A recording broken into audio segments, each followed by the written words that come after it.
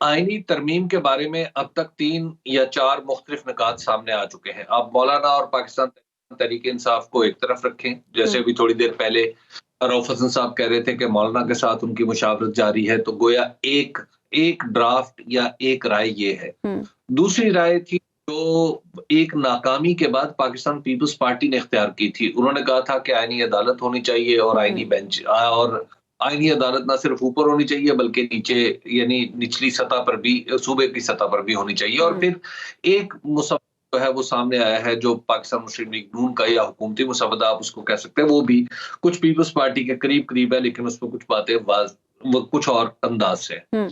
लेकिन peoples party और PML-N के मुसव्वदे को अगर आप देखें तो उसमें आपको एक बात मुश्तरक नज़र आती है कि किसी तरीके से 25 अक्टूबर 2024 से को चीफ पहले तक। जस्टिस जनाब जस्टिस काज़ी की रिटायरमेंट रुक जाए हाँ।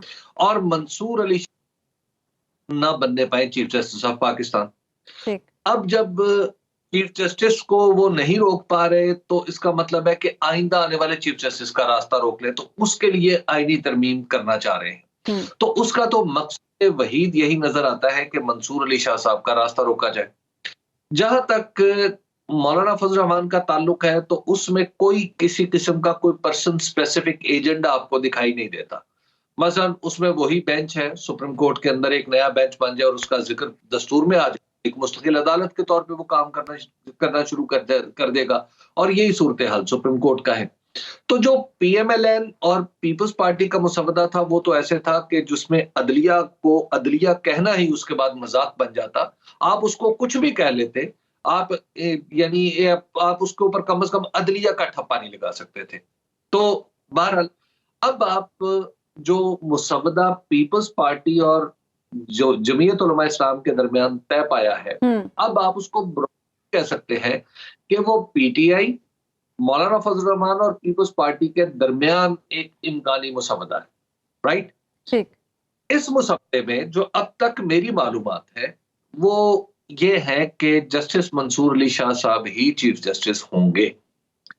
जस्टिस मंसूर अली शाह साहब का रास्ता रोकने में अब ऐसे लग रहा है कि पाकिस्तान पीपल्स पार्टी को कोई दिलचस्पी नहीं रही और पाकिस्तान पीपल्स पार्टी भी समझ रही है कि तो वो हबीब साहब एक फिर ब्रॉड गुज़श्ता रात जो प्रेस कॉन्फ्रेंस की थी बिलावल भुट्टो साहब ने और जो कहा गया मौलाना की तरफ से भी कि इत्तेफाक हो गया है पीपल्स पार्टी के साथ, आईनी अदालत या आईनी बेंच, आपको क्या लग रहा है किस पे माना गया है?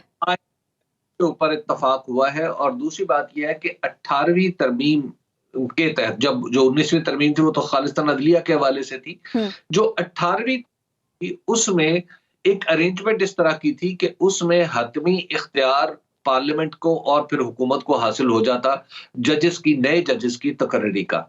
उस वक्त सब लोग इस बात पे मुत्तफिक थे लेकिन नवाज शरीफ साहब जो थे उनको अजीज थे ज्यादा उस वक्त के चीफ जस्टिस जनाब इफ्तिखार मोहम्मद चौधरी साहब, क्योंकि इफ्तिखार मोहम्मद चौधरी साहब जो थे उन्होंने टाइट कर रखा था पीपल्स पार्टी को, तो लिहाजा वहां से जो एक अरेंजमेंट थी वो ये थी कि उधर चीफ जस्टिस साहब थे इफ्तिखार मोहम्मद चौधरी साहब और इधर नवाज शरीफ साहब थे, तो नवाज शरीफ साहब ने अपना वजन इफ्तिखार मोहम्मद चौधरी साहब के पलड़े में डाला था, तो जिसकी वजह से जो तरमीम थी वो फिर बदल दी गई और उसमें बाकायदा 19वीं तरमीम हुई जिसमें अदलिया को ये इख्तियार दे दिया गया कि अब उनके नॉमिनेटेड लोग ही जज बन सकते हैं। तो ये एक आप यूं कह लीजिए कि थोड़ा सा तवाजुन तो इसमें गड़बड़ हुआ, तवाजुन तो इसमें खराब हुआ और वो भी नवाज शरीफ साहब ने और जस्टिस इफ्तिखार मोहम्मद चौधरी ने खुद किया। अब पीपल्स पार्टी ये चाह रही है कि वो तवाजुन बहाल हो जाए। अब एक है तवाज़ुन रखना और एक है मुकम्मल तौर पर इख्तियारी हुकूमत के पास चला जाना।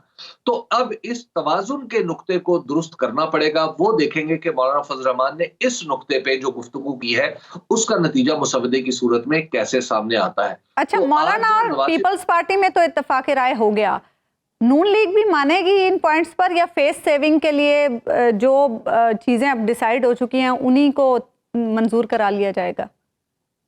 देखिए, नून लीग के लिए तो एक डरावना ख्वाब है काजी फाइज ईसा का चले जाना। उनको तो ऐसे लग रहे हैं कि वो बिल्कुल यसीर हो गए हैं कि अब तो उनका कोई सर पर कुछ रहा ही नहीं है, पता नहीं आगे साहिबान ही नहीं है, आसमान गिर पड़ेगा, ज़मीन फट जाएगी। ज़ाहिर है जो हुकूमत इस बुनियाद पे खड़ी हो कि सिर्फ़ जिसके पास इलेक्शन कमीशन के दिए हुए जारी करदा पुर्ज़े हों, वोट ना हो, तो उस हुकूमत को हमेशा डर लगता रहता है कि अगर ये कोई इस नाज़ुक से तवाज़ुन में से कोई एक पर-ए-काह भी यानी एक घास का तिनका भी अगर इधर से उधर हुआ, तो ये पूरे का पूरा सिलसिला धड़ाम से गिर पड़ेगा। और ये सिलसिला वैसे उसूली तौर पे तो जितना जल्दी गिर जाए उतना ही पाकिस्तान के लिए अच्छा है। लेकिन बहरहाल इसको बहुत सारे लोगों ने अपने अपने कंधे पर इसका बोझ उठा रखा है। अब वो कंधे कितनी देर इसका बोझ उठाए रखते हैं, वो उसके बारे में हतमी तौर पर कुछ नहीं कहा जा सकता। हाँ, एक बात ज़रूर है कि एस्टेब्लिशमेंट जो पिछले कुछ दिनों से इस तरमीम से लाताल्लुक नज़र आ रही थी, वो एक दफ़ा फिर इसमें एक्टिव होती हुई नज़र आ रही है।